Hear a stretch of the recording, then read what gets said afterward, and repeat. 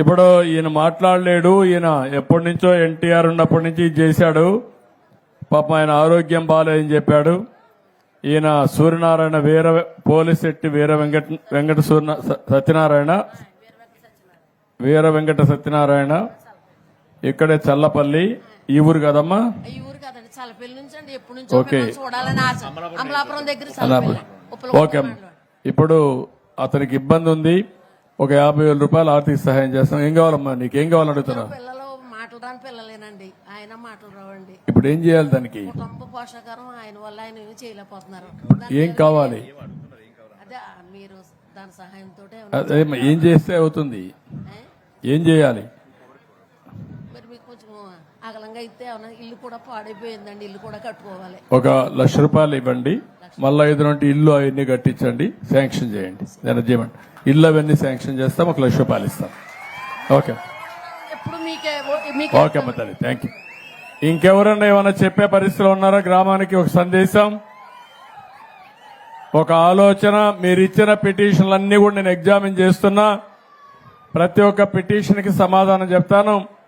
ఫిర్యాదులన్నీ కూడా మీకు ఏవైతే సాధ్యం, రా తమ్ముడు ఇట్రా, అతను రా, ఏవైతే ఆచరణ సాధ్యమో అన్ని పూర్తి చేస్తాను. ఇంకా తమ్ముడు వచ్చి పైకి వచ్చి మాట్లాడు. పైకి రా ఇట్రా. నా పేరు గంటూ సతీష్ బాబు సార్. మాకు ఉభయ గోదావరి జిల్లాలో నువ్వేం చదువుకున్నామా? నేను ఇంటర్ చదువుకున్నాను సార్. చెప్పమా. మాకు గోదావరి గోదావరి మెయిన్గా మా ఇక్కడ గోదావరి ఉందండి. ఇక్కడ జింకలు చాలా మటుకి వందలాది జింకలు ఉన్నాయండి. మరి గోదావరి వచ్చే సమయంలో ఆ జింకలు కొట్టుకుపోతున్నాయి, కొన్ని ఏమో కుక్కలు తినేస్తున్నాయి. ఆ జింకల్ని పరీక్షించాలని మేము చాలా సార్లు నేను 5 స్థానంలో పనిచేస్తున్నాను సార్. నేను రిపోర్టర్ కూడా అండి. ఆ జింకలు ఎక్కడున్నాయి? ఇక్కడ నారాయణ లంక, కేదార్ లంక అని ఈ ప్రాంతంలోనే సుమారు 500-600 జింకలు ఉన్నాయి సార్. కృష్ణ జింకలు అండి, మన జాతి సింహం సార్. కృష్ణ జింకలు సార్. ఆ జింకలో కొట్టుపందని మా యొక్క 5 స్థానంలో కూడా చాలా సార్. కాదు, ఈ కృష్ణ జింకల్ని ప్రొటెక్ట్ చేయాలంటే ఏం చేయాలి? ఏమైనా ఐడియా ఉందా నీకు? అంటే నాకైతే లేదు సార్, మీరు దృష్టిలో పెడుతున్నాను సార్. ఆ జింకలు రక్షించి ఇప్పుడు వచ్చే తరానికి చూపిస్తాను. ప్రద్యుమ్న, ఫారెస్ట్ డిపార్ట్మెంట్ కి, ప్రద్యుమ్న నీకే, ఫారెస్ట్ డిపార్ట్మెంట్ కి చెప్పి కృష్ణ జింకలు ఉన్నాయి ఇక్కడ, 500 జింకలు ఉన్నాయి, 500-600 ఉన్నాయి. దాన్ని ప్రొటెక్ట్ చేయాలి. అవసరమైతే ఈ ఏరియాలో ప్రొటెక్ట్ చేసి రేపు రాబోయే టూరిజం స్పాట్స్ లో ఇంటిగ్రేట్ చేస్తే దాన్ని ఏ విధంగా చేయగలుగుతారో వర్కౌట్ చేయండి సార్. ఇంకొక సార్, మన ఎన్డీఏ కూటమి ప్రభుత్వం ఏర్పడాలని రాష్ట్ర తెలుగు రైతు అధికార ప్రతినిధి ఆకుల రామకృష్ణ గారు మేము కూడా చాలా నియోజకవర్గాలు తిరిగి మేము చాలా చేసాం సార్. మరి ప్రభుత్వం అధికారంలోకి వచ్చింది, మరి ఆయన కూడా మంచి ఏదైనా ఒక పదవి ఇస్తారని మనస్ఫూర్తిగా కోరుకుంటున్నాను సార్. ఓకే, నేను చూస్తున్నాం, అన్ని ఎగ్జామిన్ చేస్తున్నా, న్యాయం చేస్తాం. ఓకే, ఇట్రా తమ్ముడు. ఈ జింకలు చూడండి ఇవి. ఇట్రా, మైక్ తీసుకో. ఏం చెప్పు, ఏం చేస్తావు నువ్వు? నేను కొన్నా సార్, ఉన్న సార్ కొన్నా సార్, తెల్లగా సార్ దాగుంది సార్. ఏం కావాలి నీకు?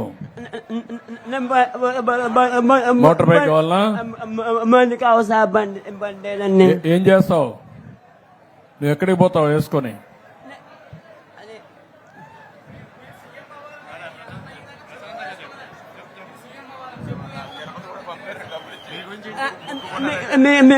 మేము ఉంచి సీఎం అవ్వని కోరుకున్నా సార్. నేను తిరుపతి వెళ్ళాలని మొక్కుకున్నా సార్. మీకు సార్ ఇతనికి స్కూటర్ ఒకటి కొనివ్వండి. ఎట్రా అది నేను electric scooter, electrical EV scooter ఒకటి కొనివ్వండి. ఇంట్లోనే ఛార్జ్ చేసుకుంటాడు, తిరుగుతాడు. నీకు ఈవీ స్కూటర్ కొనేయమంటాను, ఎలక్ట్రికల్ది. దాన్ని అయితే నేను ఇంట్లోనే ఛార్జ్ చేసుకోవచ్చు, ఖర్చు కూడా తక్కువ ఉంటుంది. ఇమీడియట్ కొనిస్తాను, 2-3 రోజులు తెప్పిస్తారు. కలెక్టర్ టచ్ లో ఉండి. ఓకే, లేపు అవుతుంది. ఓకే, విత్ దిస్ ఇట్రా తమ్ముడు, ఇట్రా.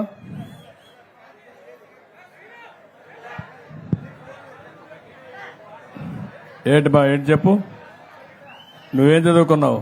10th class sir. 10th class. 10th class చదువుతున్నావా? ఎట్లా అయిపోయింది సార్? ఏమా అయిపోయింది సార్. ఇప్పుడు ఏం చేస్తున్నావు? ఇప్పుడు ఖాళీ సార్, ప్రస్తుతానికి ఏం చేయలేకపోతున్నాను.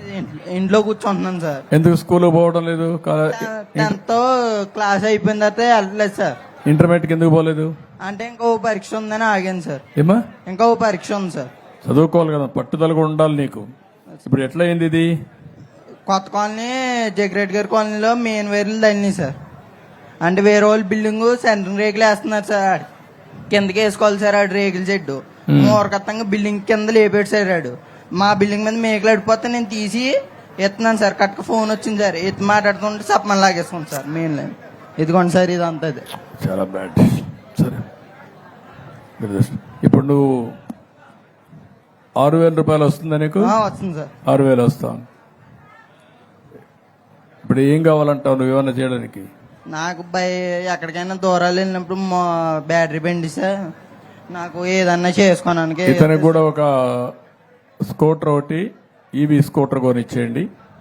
సో దట్ నేను ఈవీ స్కూటర్ కొనిమ్మంటాను, నువ్వే ఛార్జ్ చేసుకొని నువ్వు వెళ్ళొచ్చు, నేను చేయమంటాను. నువ్వు కూడా పనిచేసేది నేర్చుకో. నువ్వు కూడా 6,000 వస్తుందని గమ్మున ఇంట్లో కూర్చోవద్దు.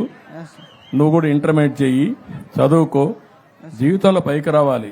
భగవంతుడు ఏదో మనకి వచ్చింది, ఓసారి కొన్ని సంఘటనలు జరుగుతాయి, జరిగిన తర్వాత నువ్వు సవాలుగా తీసుకొని పైకి రావాలి. వస్తావా? వస్తాను సార్. నాకు నమ్మకమేనా? నాకు మాట ఇస్తావా? మాట ఇస్తున్నాను సార్. ఇంటర్మీడియట్ పాస్ కావాలి, బాగా చదువుకోవాలి, నువ్వు పైకి రావాలి. నీకు చదువుకోవడానికి ఏం కావాలి నేను చేస్తా, ఎస్ సార్. సరేనా? ఓకే ఓకేమ్మా. అందరికీ ఇట్రామ్మా, ఇట్రా. అందరూ రాసివ్వండి, ఆ కాగితాలు రాసేయండి. అన్ని ఇక్కడ చేయలేం కానీ రాసేయండి. ఏంటమ్మా, ఏంటి చెప్పు.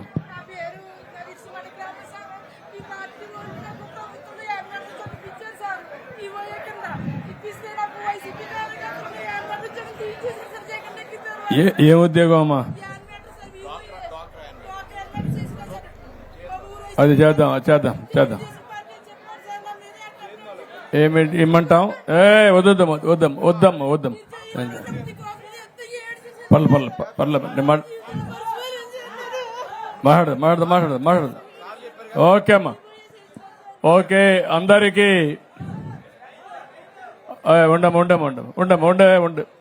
అందరికీ విజ్ఞప్తి, నేను వచ్చినప్పుడు మీరంతా కూడా స్ఫూర్తిదాయకంగా అందరూ ముందుకొచ్చి చాలా విషయాలు చెప్పారు. కానీ ఇప్పుడు ఒకరిద్దరు వ్యక్తిగత సమస్యలు ఉన్న నోటీస్ ఇచ్చారు, కొన్ని పిటిషన్లు కూడా ఇచ్చారు, ఫిర్యాదులు చేశారు. అన్ని కూడా పరిష్కారం చేయడానికి అన్ని విధాల ప్రయత్నం చేస్తాం. ఈ గ్రామ సభ ద్వారా ఇప్పటికైతే మీరందరూ ఒక 10 కోట్ల రూపాయల పనులన్నీ ప్రారంభించబోతున్నాం.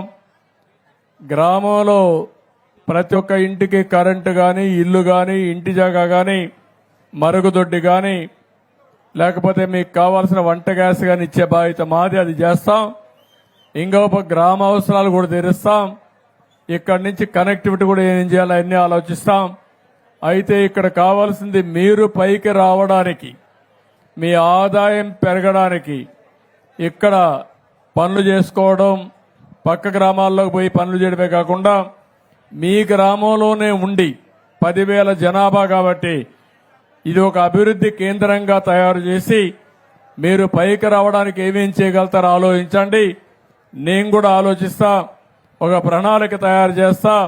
ఆ ప్రణాళిక ద్వారా ఎప్పటికప్పుడు మీ అందరికీ మెసేజ్లు పంపించి తద్వారా మిమ్మల్ని అభివృద్ధి చేసే కార్యక్రమానికి శ్రీకారం చుడతానని మరొక్కసారి తెలియజేసుకుంటూ